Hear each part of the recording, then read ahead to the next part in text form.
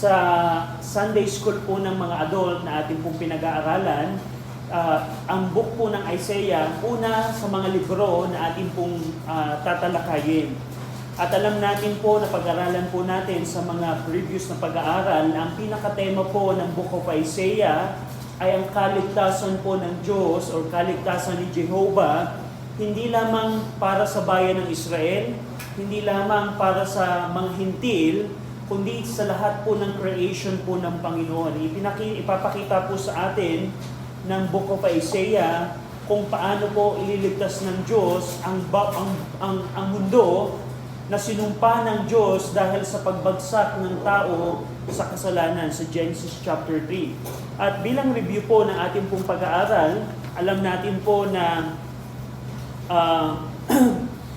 ang pag sinabi pong occasion, dun po sa study notes ninyo, pag sinabing occasion, ano ang nag-motivate, ano ang nagtulak, anong mga pangyayari ang nagtulak para kay Isaiah na isulat ang kanyang libro. Of course, alam po natin na bilang isang propeta, si Isaiah po ay walang salita, wala po siyang mensahe ng kanyang sarili. Alam natin na ang Diyos ang may nagbigay po ng mensahe na ito, na si Isaiah lamang po ang ginamit po ng Diyos upang i-deliver ito sa designated audience. At alam natin, meron pong 4 na occasion tayo na-identify last week. Yung una po, yung spiritual and moral decline. Go over in Isaiah 1:4. In Isaiah chapter 1 verse 4, isa pong dahilan kung bakit ang Diyos nagbigay ng mensahe kay Isaiah ay dahil po sa spiritual at moral na pagbagsak po ng Judah.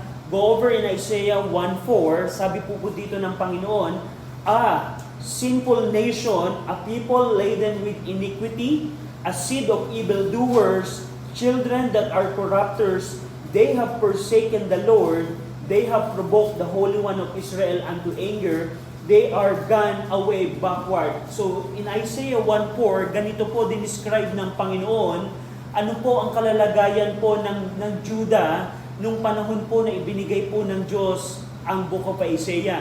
Dinescribe ng Diyos na isang makasalanang bansa, ang mga tao ay puno ng kasalanan, ang mga tao ay puro evildoers, ang kanilang mga anak ay puro corrupters, at lahat sila ay kinalimutan ang Panginoon.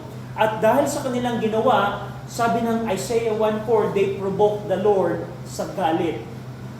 Hindi lamang po doon, go over sa Isaiah 5:23. So isang dahilan po kung bakit ang Diyos ay nagbigay ng mensahe kay Isaiah ay yung kanilang spiritual at moral na pagbagsak. At in Isaiah 1:4, nakita natin kung paano dinescribe ng Diyos ang bansa ng Judah. But go over in Isaiah 5:23. Basahin po natin ito ng sabay-sabay. Isaiah 5 verse number 23. Ready? Read. Which justify the wicked for reward, and take away the righteousness of the righteous from him. So, ang kasalanan po ng Judah, tandaan niyo po ito, hindi lamang po yung kanilang idolatry. Ibig sabihin, hindi lang nila kinuha yung Diyos-Diyosan ng mga Canaanites.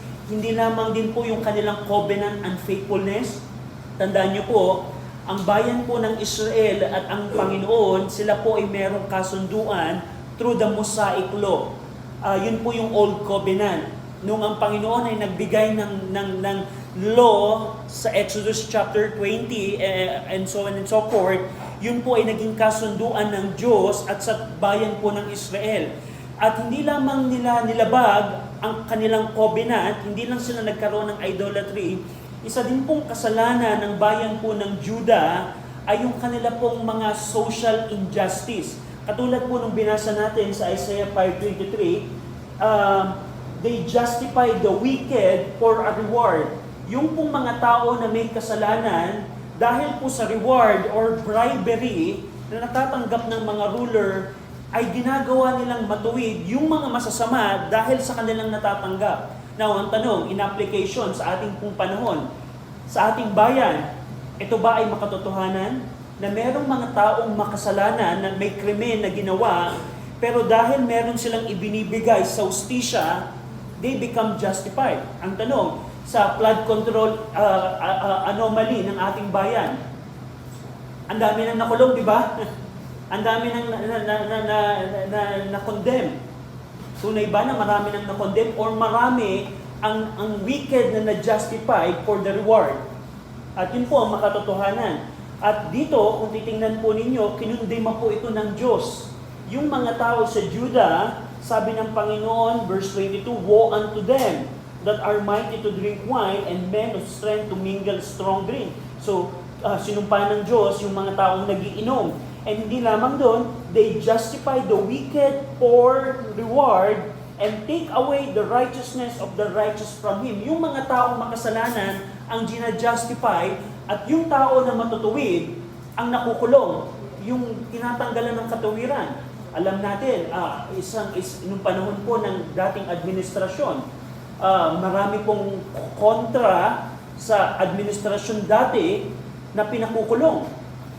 Isang ano po doon ay yung Rappler, na dahil kinukondema ng Rappler ang administrasyon ng Duterte. Anong ginawa po ng administrasyon ng Duterte? Pinakulong yung CEO ng Rappler, Laila de Lima. Kung paano yung righteousness niya, kinundima siya sa isang kasalanan na wala siyang ginagawa. Ang point ko po dito, yung kung paano kinundema ng Diyos ang kasalanan ng Judah ay makatotohanan din po sa ating bayan.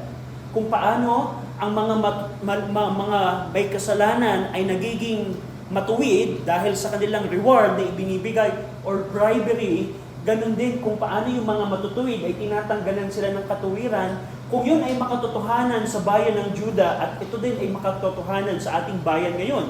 Hindi lamang po social corruption. Go over in Isaiah 10 verse 1 and 2.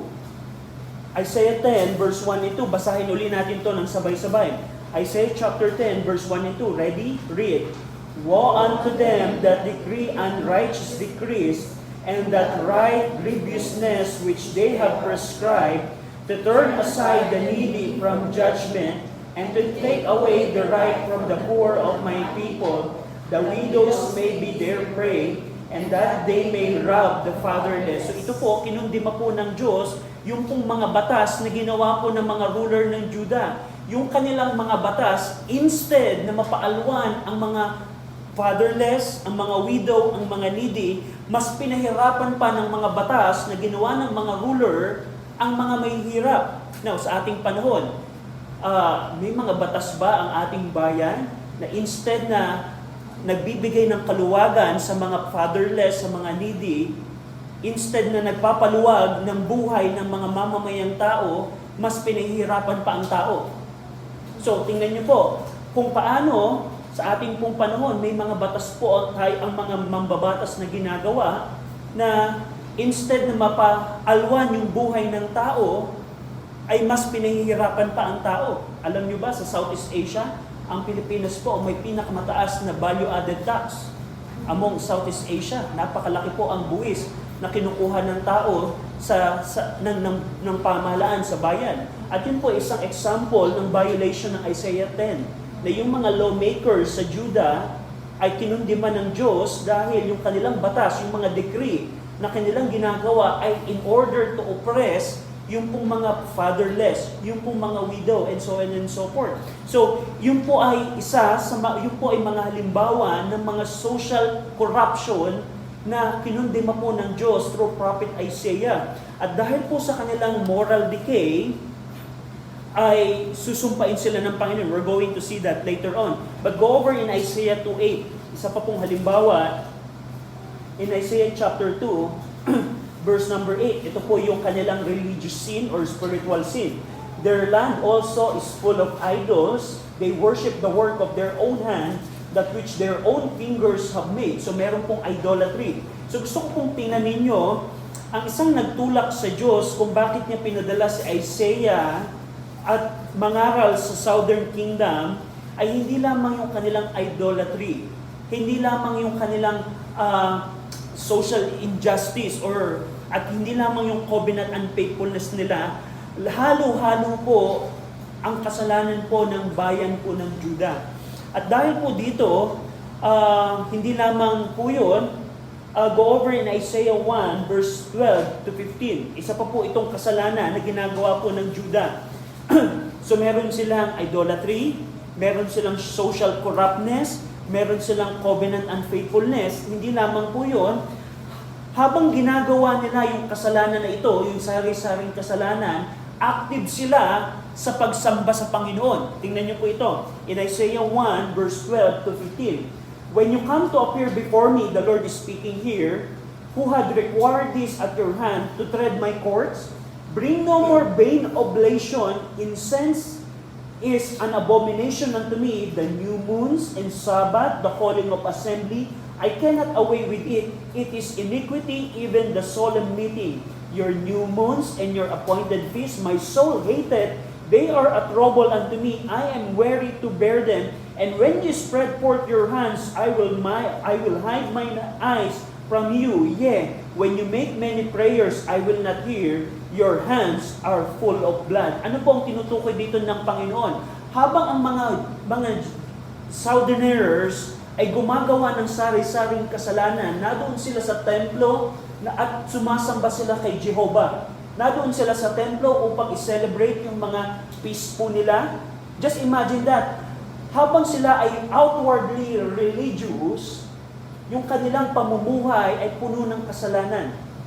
So, dito po, kinundima din po ito ng Panginoon. Sinasamba ninyo ako, pero ang sabi ng Diyos, tingnan ninyo ang inyong mga buhay. Kung paano nyo nilalabag ang aking mga salita. At dahil doon, ako ba ay nalulugod sa inyong mga sacrifices, sa inyong mga new moons, and so on and so forth? Hindi nalulugod ang Panginoon. To the point, ang sabi ng Panginoon, and when you spread forth your hand, I will hide my eyes from you. Habang kayo ay sasamba sa akin, itatago ko ang aking mga mata palayo sa inyo. Ibig sabihin, nire-reject ng Panginoon yung kanilang outward religious act dahil sa kanilang mga kasalanan. So, hindi dito bilang application, hindi ibig sabihin na tayo ay matapat outwardly sa Panginoon, pero meron naman tayong kasalanan tinatago sa ating buhay, nire-reject po ito ng Panginoon. At ganun yung setup ng mga Southerners. So, dahil po sa mga bagay na ito, dahil sa kanilang spiritual and moral condition, ang Diyos ay pinadala sa Isaiah. And we're going to see yung sari-sari nilang kasalanan. Hindi lamang po doon, go over in Isaiah 8:7, isa din pong nagtula kung bakit binigay ng Diyos ang mensahe kay Isaiah, ay makikita niyo po sa Isaiah 8:7. Nabasahin po natin ito ng sabay-sabay. Isaiah 8:7, ready? Read.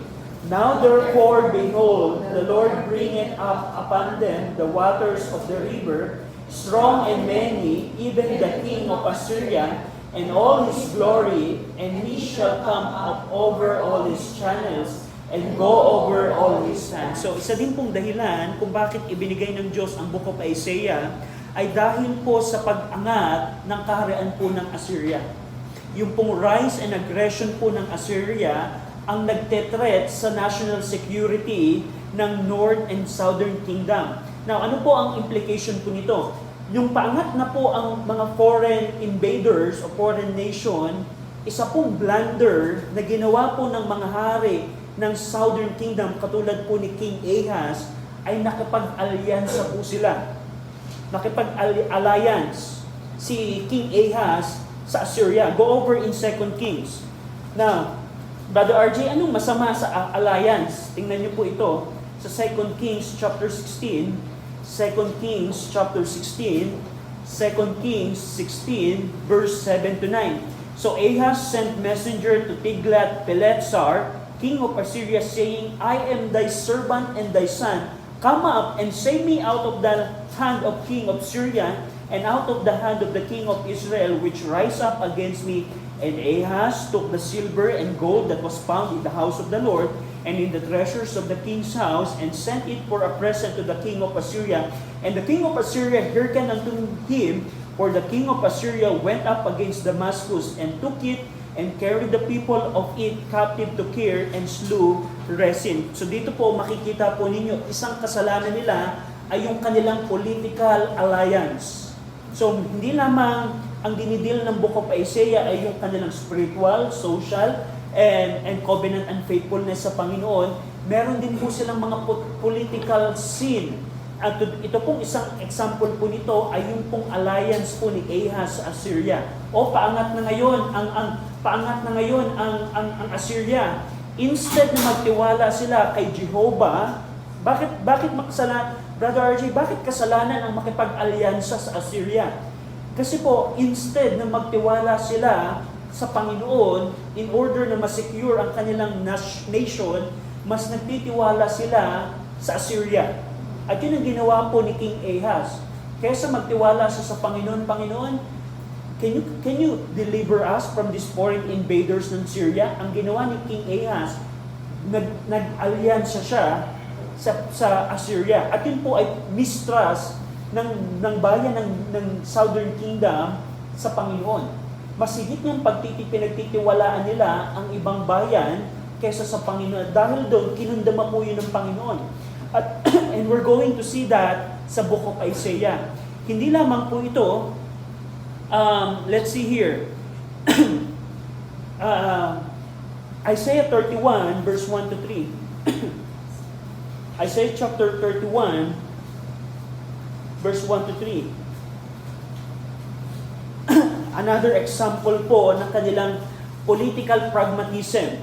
Instead na magtiwala sila kay Jehovah in order na ma-deliver sila, mas nagtitiwala po ang mga Southerners sa ibang bayan. Basahin po natin ng sabay-sabay, Isaiah 31, verse 1 to 3. Ready? Read. Woe to them that go down to Egypt for help, and stay on horses, and trust in chariots, because they are many, and in horsemen, because they are very strong. But they look not unto the Holy One of Israel, neither seek the Lord. Yet he also is wise, and will bring evil, and will not abandon his words, but will arise against the house of the evildoers, and against the help of them that work iniquity. Now the Egyptians are men, and not God, and their horses flesh, and not spirit. When the Lord shall stretch out his hand, both he that helpeth shall fall, and he that is holpen shall fall down, and they all shall fail together. So, ano ang kasalanan ng Southerners po dito? Mas nagtiwala sila sa Egyptian kaysa sa Panginoon. And that's a political pragmatism.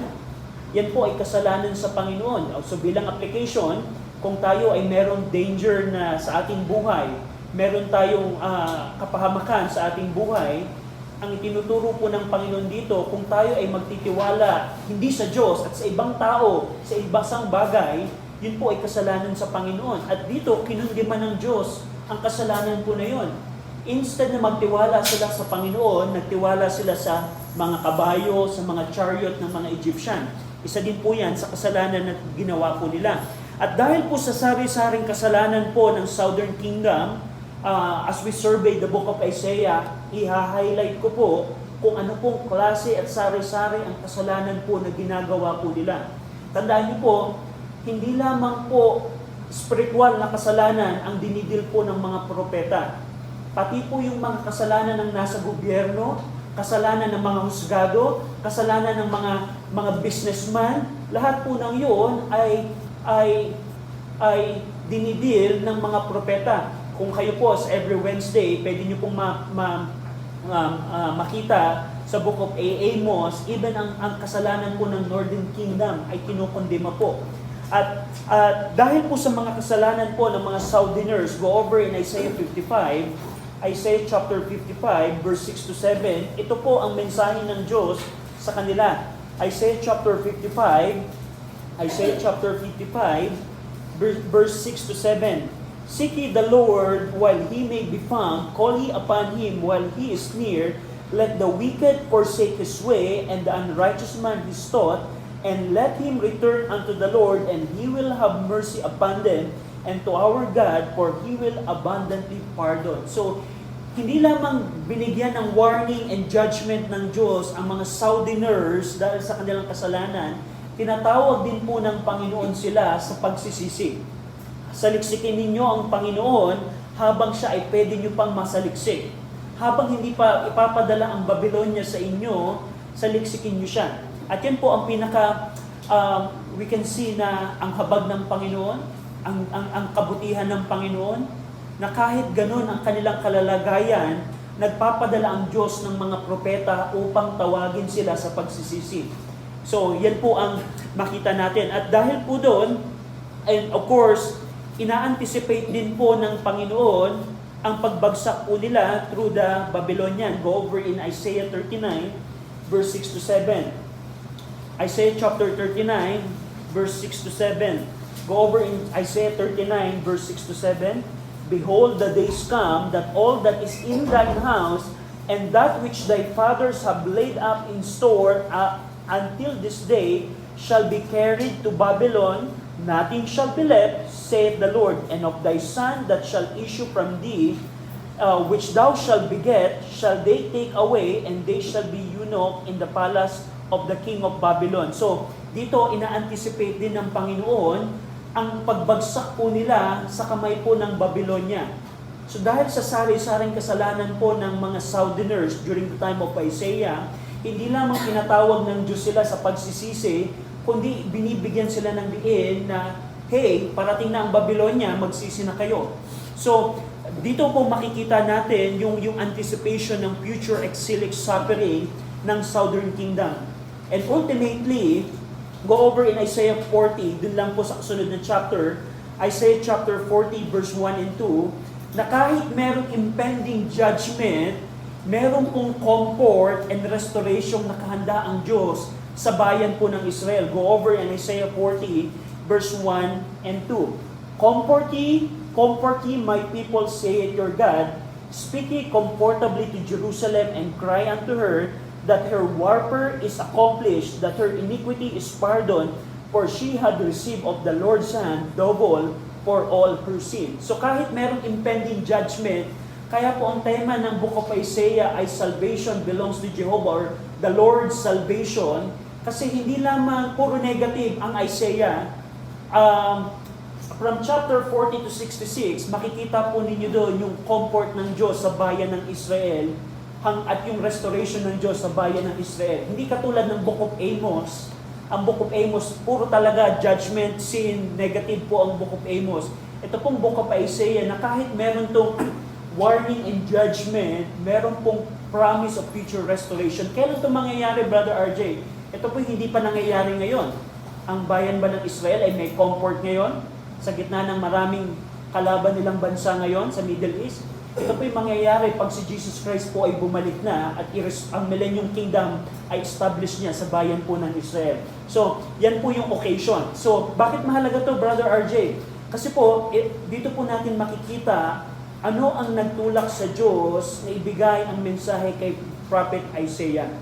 So, yun po. Now, talon po tayo sa purposes ng Book of Isaiah.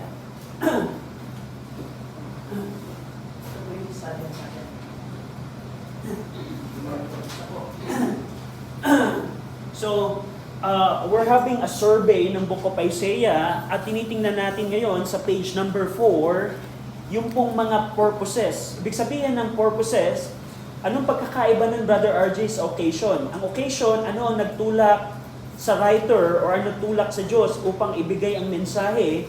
Ito namang pong purposes, ano yung layunin ng mensahe ni Isaiah?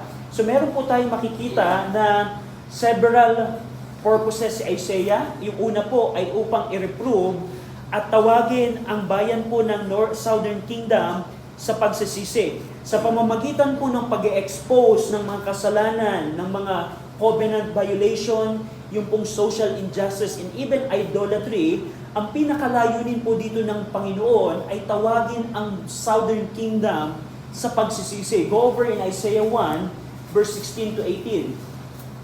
Isaiah chapter 1, verse 16 to 18, wash ye, make you clean, put away the evil of your doings from before mine eye, cease to do evil, learn to do well, seek justice, relieve the oppressed, judge the fatherless, plead for the widow, come now and let us reason together, saith the Lord, though your sins be as scarlet, they shall be as white as snow, though they be red like crimson, they shall be as wool. So ito po ang napakabuti sa Panginoon. And by the way, Ito po yung pinaka-outline ng Book of Isaiah. Hindi lamang po ang Book of Isaiah puno ng warning and judgment. Sa gitna po ng warning and judgment ng Panginoon sa kasalanan ng Southern Kingdom, ang Panginoon po tinatawag sila sa pagsisisi. At yan po ay nagpapakita ng kabutihan ng Panginoon.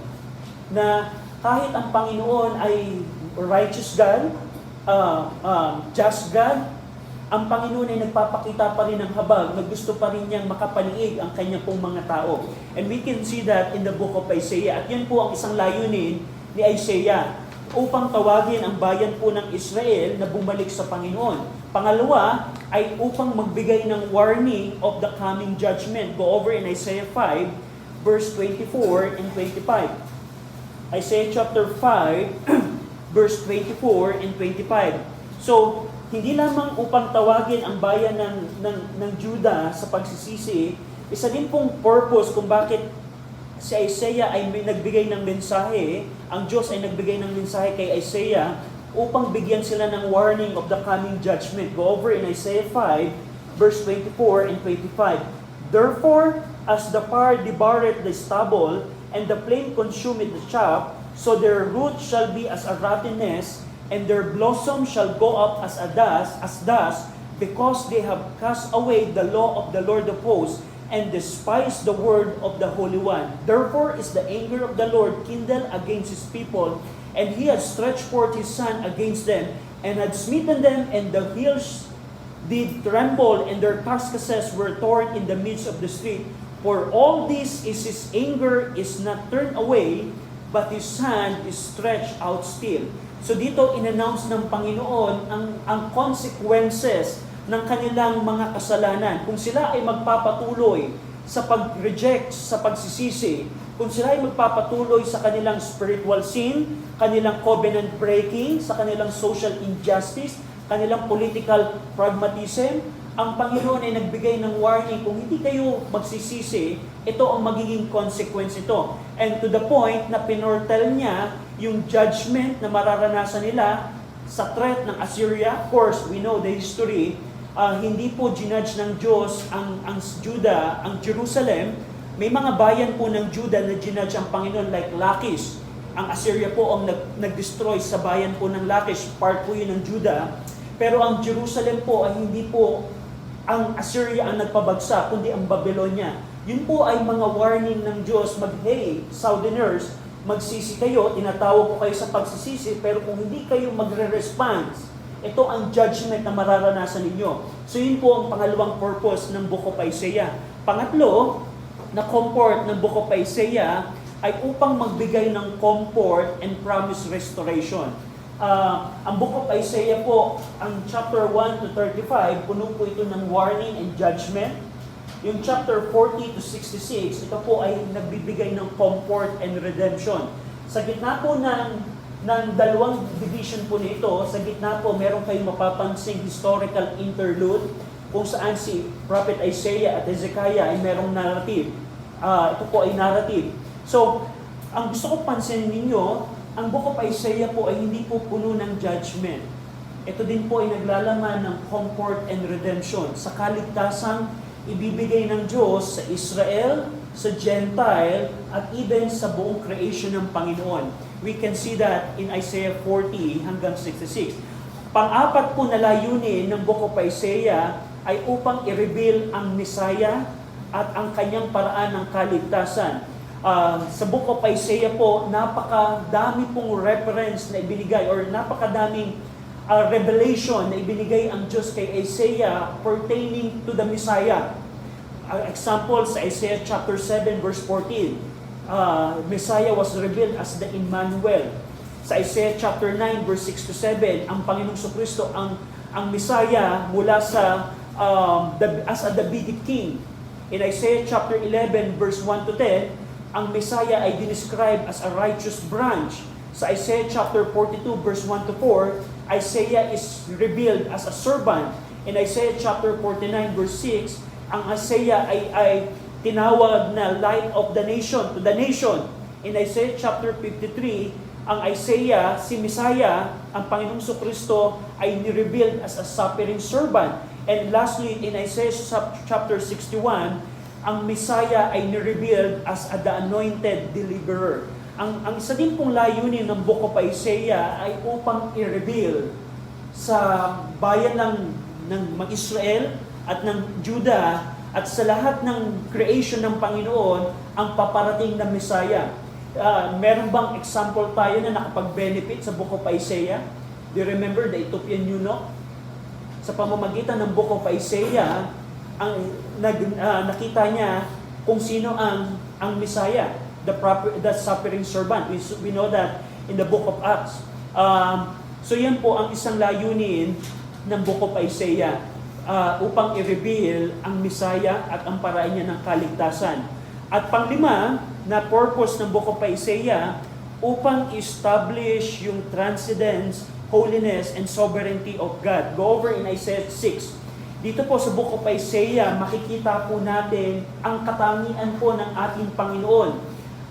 Halimbawa po sa Isaiah chapter 6, verse 1 to 5. In the year that King Uzziah died, I saw, si Isaiah po nagsasalita dito, I saw also the Lord sitting upon a throne, high and lifted up, and his train filled the temple, and stood the seraphim, each one had 6 wings. With twain he covered his face, and with twain he covered his feet, and with twain he did fly. And one cried out unto another and said, Holy, holy, holy is the Lord of hosts. The whole earth is full of His glory. And the posts of the door moved at the voice of him that cried, and the house was filled with smoke. Hindi lamang, isa din pong layunin ng Book of Isaiah upang ipakita ang kabanalan at ang katangian po ng Panginoon na siya po ay Diyos na banal. To the point, kung babasahin niyo po yung Book of Isaiah chapter 6, nung nakita po ni Isaiah ang kabanalan po ng Panginoon sa kanyang trono, ang sabi ni Isaiah, Woe unto me, verse number 5, Woe is me, for I am undone, because I am a man of unclean lips. Nung nakita ng Isaiah kung sino ang Diyos, kung ano siya, kung ano ang katangian niya, kung ano yung kabanalan niya, ang response na Isaiah, kaawa-awa ako dahil ako isang tao na merong maduming mga bibig, maduming bibig. So, isa din pong purpose ng Book of Isaiah ay upang ipakita kung sino ang Diyos. Isang example po sa Isaiah 45, hindi lamang yung holiness ng Diyos ang makikita natin sa Book of Isaiah. In Isaiah 45, verse 5 to 7, let's see here. Isaiah 45, verse 5 to 7, I am the Lord, and there is none else. There is no God beside me. I hear thee, though thou hast not known me. That they may know from the rising of the sun and from the west that there is none beside me. I am the Lord, and there is none else. So ipinapakita ng Book of Isaiah kung ano ang Panginoon, na tanging ang Diyos lamang ang Diyos na makapangyarihan sa lahat. So yan po ang ikalimang layunin ng Book of Isaiah upang magkaroon ang bayan po ng Israel ng theology by revealing kung ano ang karakter ng Diyos, ano ang layunin niya, ano ang plano niya sa hinaharap. And last purpose po ng Book of Isaiah, ito po ay nagpapakita din po ng prophetic warrant for the later restoration. Na kahit merong parating na judgment ang Southern Kingdom, ang Judah, ipinangako din ng Diyos sa kanila na i-restore sila ng Panginoon. Go over in Isaiah 44, verse 28. Isaiah 44, verse 28. Ito pong verse 28, hindi pa ipinapanganak si King Cyrus.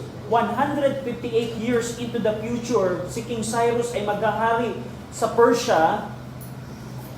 Binanggit na ni ng Isaiah, ng Book of Isaiah, or ng Diyos kay Isaiah, ang restoration na ipabibigay niya sa bayan ng Israel sa pamamagitan ni King Cyrus. Tingnan niyo po, Isaiah 44, verse 28. That saith of Cyrus, He is my shepherd, and shall perform all my pleasure, even saying to Jerusalem, Thou shalt be built, and to the temple, Thou foundation shall be laid. Ito pong verse 28, hindi pa sira yung templo. Pero pinakita na ng Diyos, si Cyrus, that's my shepherd, ay gagamitin ko upang ma-rebuild ang templo. Just imagine that, Even yung specific na pangalan ng hari ng Persia na gagamitin ng Diyos upang ma-rebuild, ma-restore ang Israel, ang Jerusalem, ay ibinigay niya na through Prophet Isaiah. So, ito din pong Book of Isaiah, nagpapakita ito ng pag-ibig ng Panginoon na kahit sila ay makakaranas ng judgment ng Panginoon, i-restore sila ng Panginoon. And ultimately, yung restoration ay makikita sa Millennium Kingdom. Ito pong Isaiah 40 to 66, marami po kayong account na makikita dito that are repairing to the Messianic Kingdom in the future.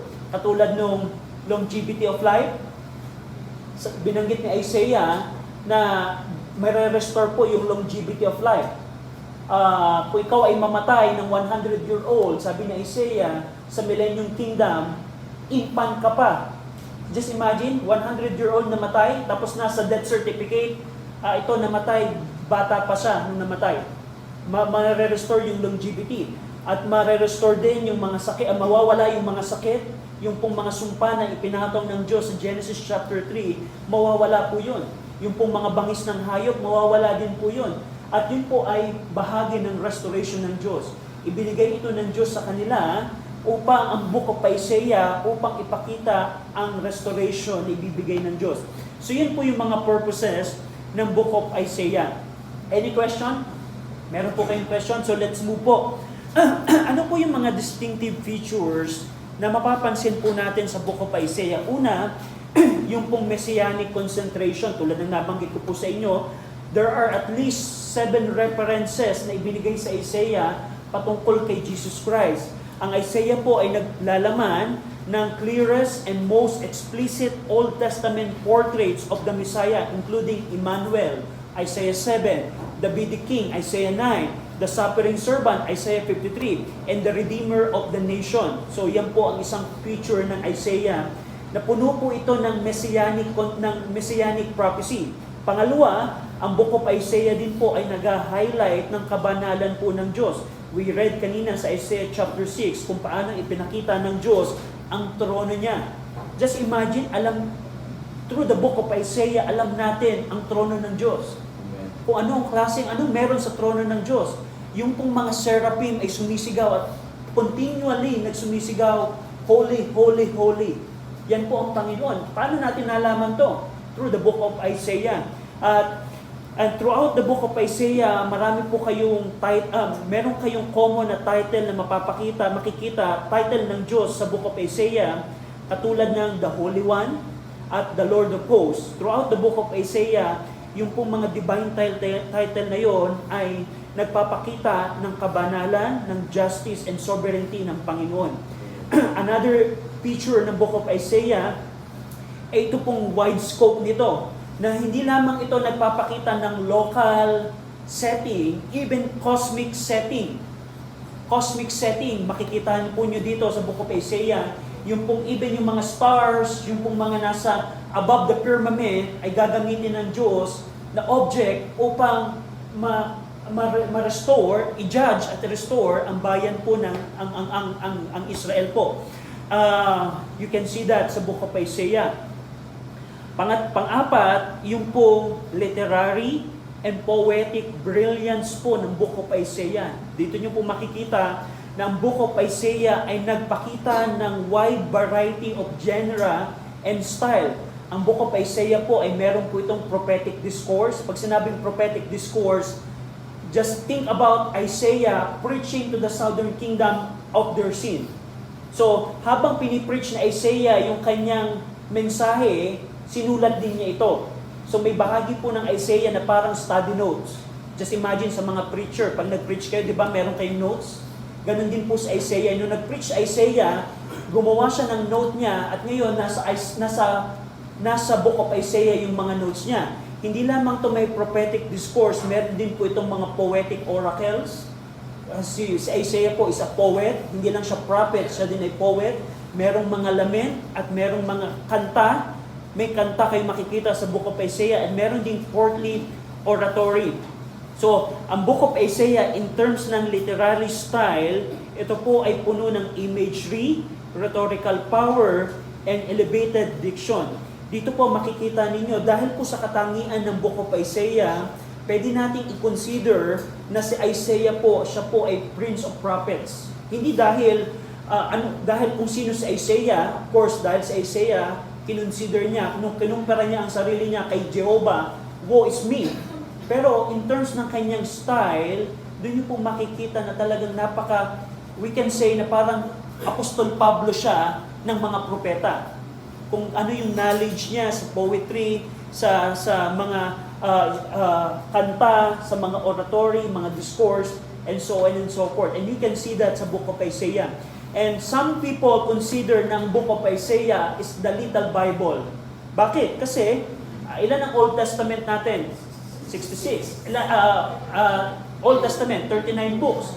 Katulad ng Book of Isaiah, 1 to 39, makikita ninyo na puro judgment. Pero nung dumating ang New Testament, from Book 40 to 66, ay puro dahil kay Jesus Christ, ang promised restoration, ay we can see that. So, some people consider ng Book of Isaiah is a little Bible because dahil kung paano ang Bible ay merong 66 books, meron ding 66 chapters ang Book of Isaiah. Yung first section ng Isaiah ay puno ng judgment at yung second section, 40 to 66, ay nag-i-emphasis naman ng consolation and redemption. Ang Book of Isaiah din po ay puno ng prophetic sign and symbolic action. Makikita nyo dito yung mga symbolic children, yung mga vivid imagery, mga enacted prophecy. Very common po yun sa Book of Isaiah. Ang goal natin po as we survey the Book of Isaiah, we need to identify na ang isang passage na to ay figure of speech. Yan po ang very important kasi ang scripture po, ang prophecy, kailangan natin itong i-interpret literally. Literal po ang pag-i-interpret po ng prophecy. Pero may mga times na gumagamit po si Isaiah ng mga imagery at i-identify po natin yan as we go along. Katulad po ng, let's see here, another feature po ng Book of Isaiah, yung emphasis po nito sa knowledge and the Word of God. Very popular verse po, yung Isaiah 48 and Isaiah 55 verse 11, kung paano pinakita ng Diyos na ang Word of God ay ipipreserve niya. And so on and so forth. And yan po yung mga features na makikita natin sa Book of Isaiah. And let's finish po yung ating lesson by taking look at the historical background.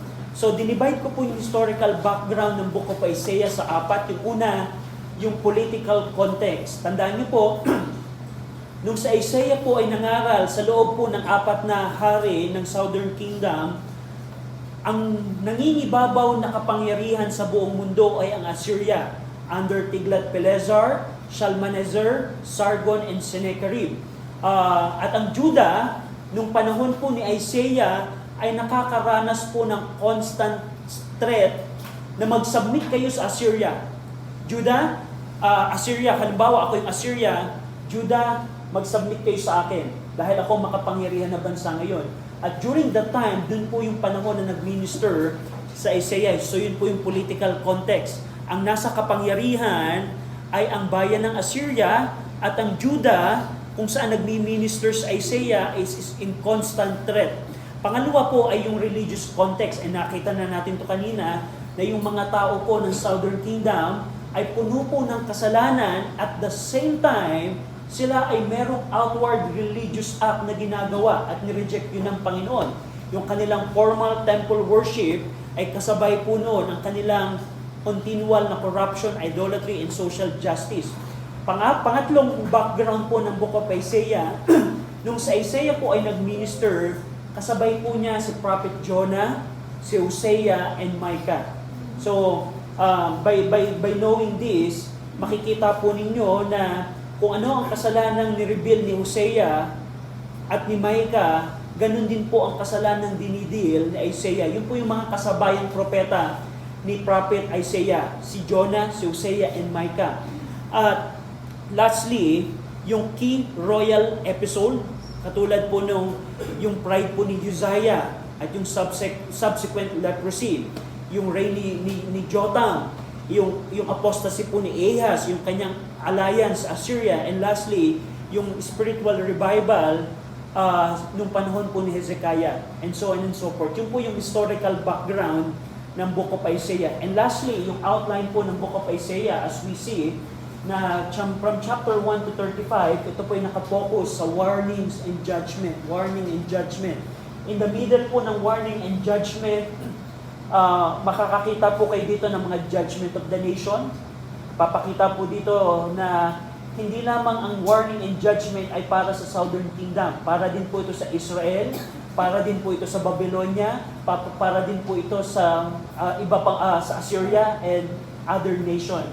And pangalawa po ay chapter 36 to 39, nagkaroon po dito ng historical interlude kung saan si Hezekiah ay during the time of King Hezekiah ay nagkaroon siya ng maraming problema, especially yung threat ni Sennacherib, and Isaiah was used by God to give the message ng Panginoon kay Hezekiah. So this 36 to 39 is kinda narrative. Ito more on prophetic discourse, parang yung preaching ni Isaiah ay sinulat niya. Habang pinireach niya yon, or pagkatapos niyang i-preach yon, sinulat niya yon at nandito tayo ngayon. Ito naman, comfort and redemption. So, may mga poet kayong makikita dito, poetic style, and so on and so forth. We can see that. So, yan po yung pinaka-buod ng Book of Isaiah. And Lord willing, next week, mag-jump po tayo sa chapter 1. So, tulad ng nabanggit ko po sa inyo, hindi natin po i-verse by verse. Kasi kung i-verse by verse natin to, probably 2 years ang ating timeline na susundin. Pero pipilitin po natin na bawat isa po sa atin ay magkaroon ng good grasp. O kumbaga parang, itong chapter nito, alam ko to. Kasi naaral namin na itong chapter na to ay patungkol sa gantong topic, and so on and so forth. So yun po yung pinaka-goal natin. We're going to have a survey ng Book of Isaiah next week. We're going to see chapter 1, probably 10 chapter per week or 15 chapter per week so that we can finish everything in 4 weeks. So, any question? Any question po? So kung wala na, tayo pong lahat ay mag-pray. Ama namin Diyos na makapangyarihan sa lahat, salamat po Ama sa aming pong pag-aaral ng Book of Isaiah. Salamat Ama dahil ipinakita po ninyo sa amin ang inyong pong kaligtasan, hindi lamang sa bayan ng Israel, hindi din lamang sa mga Gentiles katulad po namin sa pamamagitan ng Jesus Christ, at even ang buong creation na inyo pong sinumpa in Genesis 3 ay inyo pong ililigtas sa pagbabalik po ng aming pong Panginoong Jesucristo. We pray na tulungan nyo kami as we do the survey ng Book of Isaiah. Sa ngalan po ng aming Panginoong Jesucristo. Amen. Salamat po. We have a 10-minute break.